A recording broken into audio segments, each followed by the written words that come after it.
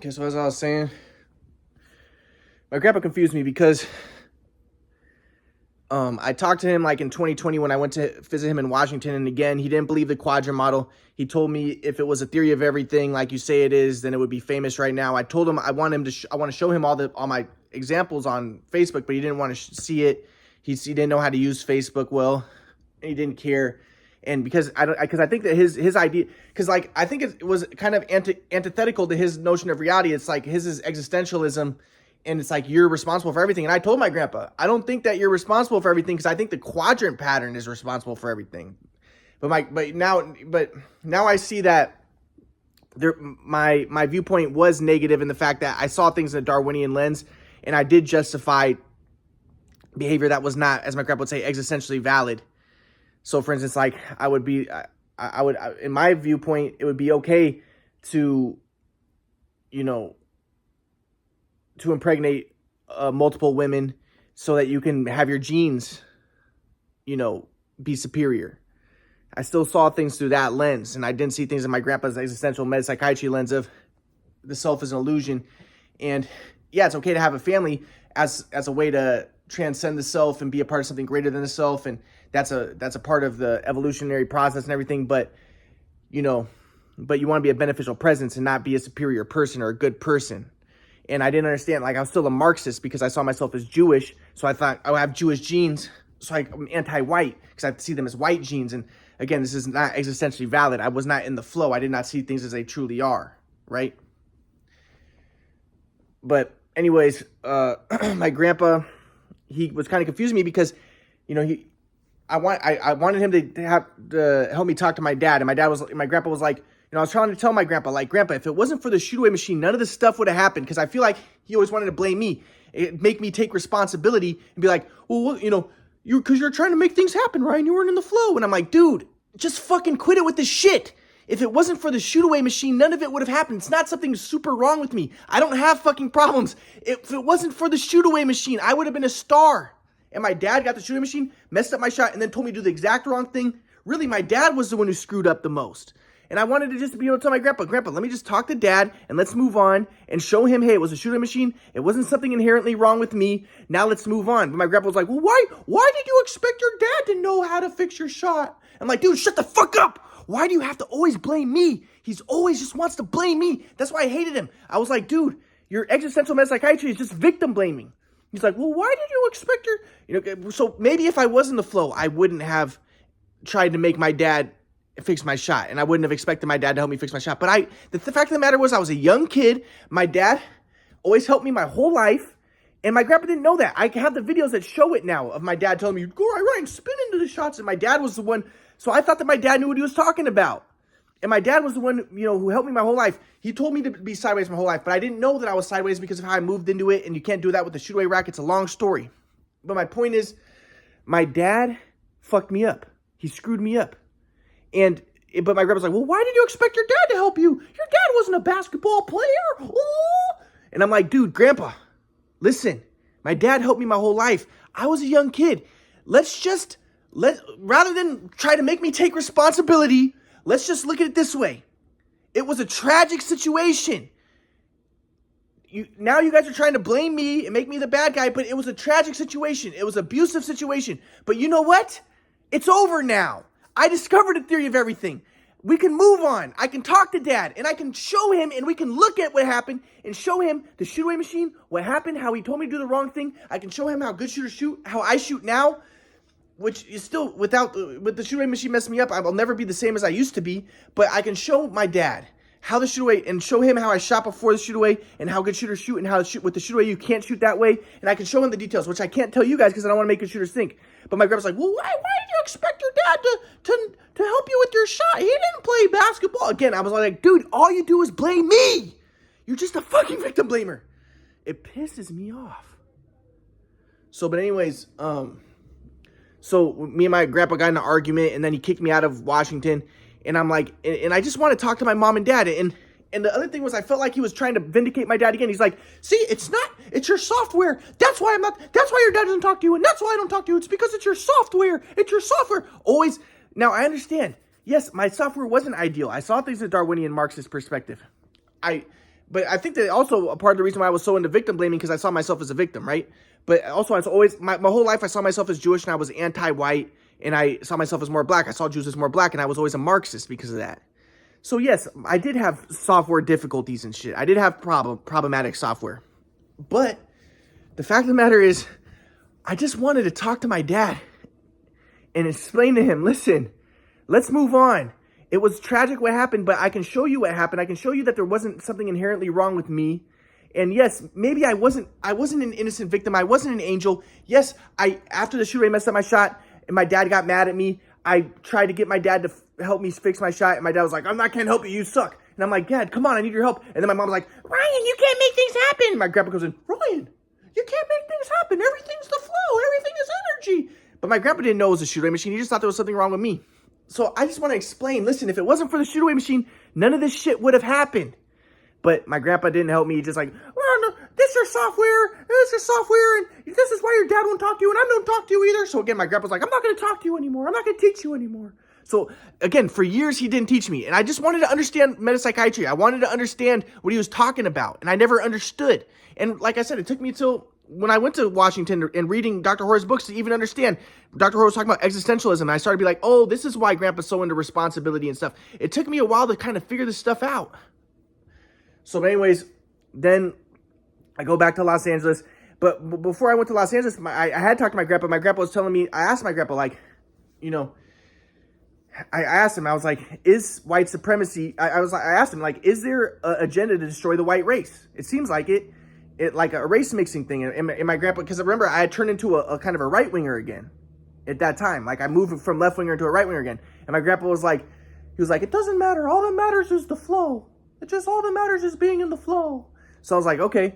So, but then I was like, so is white supremacy the flow? And he was like, no, white supremacy isn't the flow. And I was like, okay, well, what about the Black Lives Matter? He's like, well, you know, black people always felt inferior. So by them feeling superior, if they're feeling superior, then that raises your level of aliveness. And that makes them, you know, it's better than feeling inferior, because inferior is very self-confirmatory. But if you feel superior, then that can raise your level of lightness and get you more in the flow. So, you know, it's a step in the right direction for black people. But so I was like, okay, good. So then I went back to being a leftist, and I was like, oh yeah, white supremacy is not the flow. So if you in my 2020 book, basically what I do is I try to go against, because my grandpa stopped teaching me. So I was trying to make my grandpa teach me again, but I tried to make him feel bad. So in my book that I was sending him, I was like, you know, I feel like my grandpa's just a white supremacist, victim blamer, and you know, I was a great basketball player, and it was a shoot-away machine, and he does a victim blaming. And same thing with black people. Black people were kings in Africa, and they were wonderful. And then slavery came in, and the agricultural revolution, and the white people, and they messed up black people. And just imagine how great black people would be if it wasn't for the white man. And same thing with me. If it wasn't for the shoot-away machine, I'd be so awesome. But people want to blame the victim. And yes, I have had a lot of problems, and a lot of bad things happen. But you know, it's a consequence of the trauma that I went through. And same thing with black people. Yeah. So people look at my negative attributes now, and they think, oh, he must have always been bad. But I'm like, no, I wasn't always bad. I was the best. I was the greatest. And same thing with, that's why black people always talk about we were kings and stuff, because they want to say, hey, it's not because of us that we're in the bad situation and we do bad things. It's because of our trauma. And same thing with me. It's because of my trauma.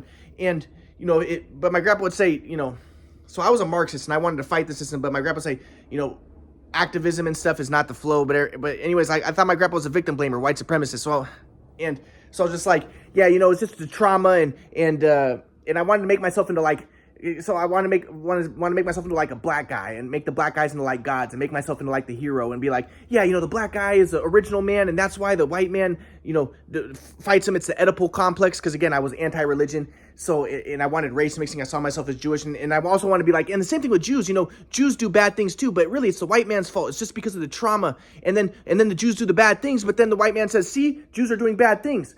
And that's why we abuse them. And I'm like, no, they're doing the bad things because of the abuse. So, you know, quit being victim blamers. So I went back to wanting race mixing, and I wanted the Jews and the blacks to defeat the white race. And so I went back to my default. But again, I thought that I was doing what my grandpa taught me, though, because my grandpa was like, don't be a white supremacist. So my grandpa was like, white supremacy is not the flow, because, you know, if you're in the flow, you transcend the ego, and you're in pure awareness, and that's transcending the body and the self. But now this is what I thought, though. So I thought, okay, well, the only other option is to be for race mixing. If you're not a white supremacist, you're for race mixing. So I was like, okay, yeah, so race mixing is the flow, and being for race mixing. So I thought that I was doing what my grandpa taught. Again, it's like I didn't understand it. So, I was writing in my Based on True Story book, like, this, I believe that Fox News is actually, people like Fox News, they look at the leftists and they say that they're satanic and stuff. But really, I think Fox News is satanic because, they're all they care about is the perpetuation of the white race. And that's why they care so much about family. And that's why they're against abortions and stuff. Really, it's just because they want to perpetuate the white race. And it's just self-indulgence and it's self-confirmatory. So I misused my grandpa's teachings. And I'm like, yeah, it's white supremacist. And that's why, so I went back to being a leftist because I thought, okay, if white supremacy is not the flow, then you must be for race mixing, and that must be the flow. So I went back to that, thinking that this is what my grandpa wanted. So I'm like, yeah, Fox News is really Baal worship because Baal was a fertility god, and really Fox News is just wants fertility for the white race, and that's why they're so into family and stuff because they want fertility for the white race. But I went back to being a Marxist, and I'm like, but I wanted race mixing, and I'm like, and it's just victim blaming, and we should stop victim blaming. So I did a Marxist manifesto, and I tried to promote race mixing and put the white man down and put the black man up. And I went back to the Jewish default, always the way I always was. But I wanted to get my grandpa to teach me again. But then my grandma made my grandpa start teaching me again. So, but my grandpa was teaching me, he was kind of reluctant. He didn't really like teaching me. But I was like, Grandpa, why don't you care? Like, I thought that I was doing what my grandpa taught. I'm like, listen, Grandpa, I'm not a white supremacist. I'm in the flow. But my grandpa's like, well, whatever. Because he doesn't teach. My grandpa didn't teach me. And he probably didn't understand. He didn't know that I was anti-white. He's just confused. And he's just like, my grandpa he was a bad teacher. He confused me. So I went back to being a leftist, Jewish, Marxist, anti-white.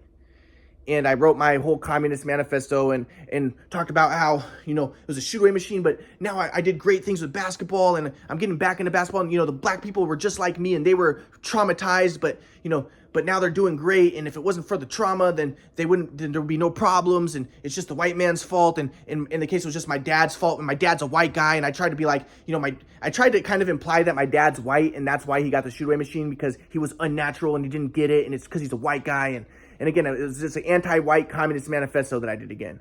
But I thought that I was like, but I'm not white supremacist, so I must be in the flow. Again, my grandpa didn't teach me well. I didn't understand. So I'll get more into this in a little bit, but yeah, so and I also talked about how, like, my grandpa was against welfare, but I was like, my grandpa doesn't get it because, that's just white supremacy, and we should want to give to the poor, and we should want to open borders, and the only reason why the Mexicans and the Latin Americans are doing bad and why there's drug trafficking and all that stuff is because of colonialism, and it's just now we blame the victims, and when the people say it was the Aztecs, they used to sacrifice people and actually the Christians helped them. No, my grandpa taught that the Aztec rituals can actually get people in the flow. And, and the Christians themselves, they weren't in the flow, but now I recognize that maybe it is true. Maybe the Aztecs were Satan worshipers because they worshiped Quetzalcoatl, who was the Venus star. So now that I look at things in a more pro-white perspective, I'm like, maybe they were Satan worshipers.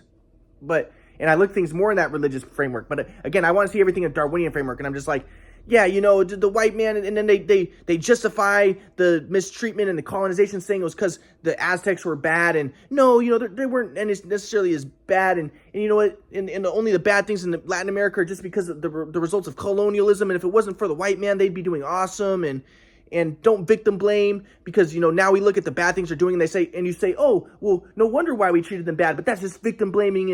And it's, as a consequence of the trauma, just like the trauma that was done to me. And that's why I do bad things, because of the trauma that was done to me, and don't victim blame. But my grandpa would say, this is cause and effect thinking. Now I know my grandpa would say, this is cause and effect thinking. And I'm trying to justify my actions. I'm not in the flow. I'm not in existentially valid mode of being. I'm not in oneness consciousness. I was in dualistic consciousness, anti-white consciousness, but I wasn't aware of that, and he didn't teach me that, so I was confused. So I thought I was in the flow. I was like, I'm against victim blaming, and yeah, we should give. We should. But again, my grandpa would be like, no, giving to people doesn't necessarily help them, and that's not the flow. But I want to be. But I was not in the flow. I was anti-white, and I was dualistic software. So I'll get more into this. But yeah, so this is 2020.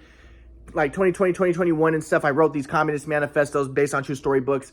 And, apparently thousands of people, hundreds of thousands of people read them, according to my friend Bill. And it was just communist manifestos anti-white, pro-Marxism, and like I made myself the hero, and I made black people out to be the heroes, and they're the gods of the world because they were traumatized. Like Jesus was traumatized, and Jesus himself went through a lot of trauma, and that's probably why he saw himself as God, because he had delusions because of all the trauma he went through. And I basically was again anti-white, anti-Christian, Freudian, Marxist manifestos that I made. So, but I'll get to. But again, like I didn't explicitly say I was anti-white. I'm just like, yeah, this is the flow, and I'm teaching my grandpa's taught me the flow, and I used my grandpa's teachings that were profound, and I mixed them into my anti-white stuff. So it was very sinister what I did. But I'll get into how I started to. Well, then anyways, my grandpa stopped teaching me again because again I was talking to my grandpa about like Adorno. Adorno was this Jewish guy or half Jewish guy who wrote this thing about the authoritarian personality, and I was telling my grandpa like, yeah, you talked about how Nazism isn't the flow, but and because it's self-confirmatory, and religion is self-confirmatory because it's just about wanting to preserve the self, but the self is an illusion, and Nazis are very stuck in very rigid thinking because they want to protect and preserve the self, and they're not in the flow. But my grandpa's like, hey, don't talk about don't use the word Nazis. Nazis is just as bad as the N-word. But I was like, but Grandpa, you taught me that that saying bad thing that black people. It's different because black people being, feeling superior, they're closer to the flow. But the Nazis, that they should get out of Nazism. And my grandpa's like, I didn't understand the flow. And Nazism, again, my grandpa said like the KKK could be a reaction to the blacks raping white women.